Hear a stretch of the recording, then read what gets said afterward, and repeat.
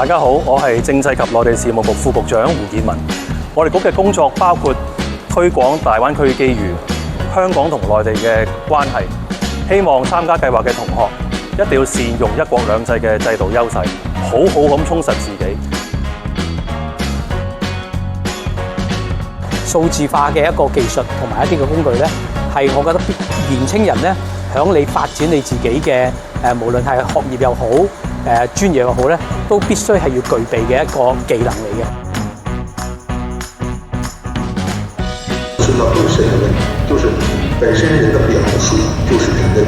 記憶系統磨損或耗損或誇大或縮小。我可以拋磚引玉俾一個呢兩個視覺啊，尤其是我哋 AI 好中意講視覺嘅，向前睇10年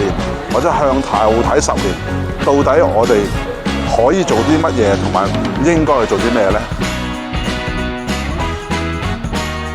喺整個政府施政嘅過程入邊咧，智庫作為一個獨立第三方就非常之緊要。我哋去剖析社會上邊，即係到底有啲咩唔同嘅議題啦，有啲咩我哋想解決啲疑難啦。然之後最緊要就係透過同社會各個持份者嘅一啲商討同埋接觸啦，最終凝聚社會嘅共識啦。然之後去將一個更加好嘅一啲建議去帶俾政府。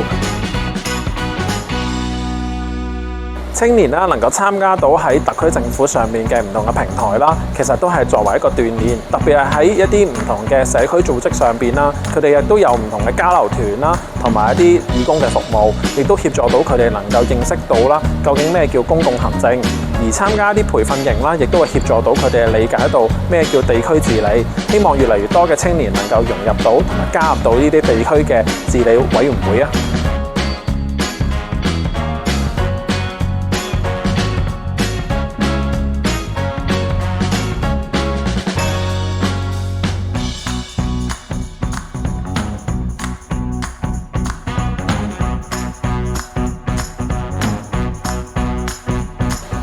啟發青年，燃亮未來；扶持青年，貢獻香港；發揮所長，擁抱未來。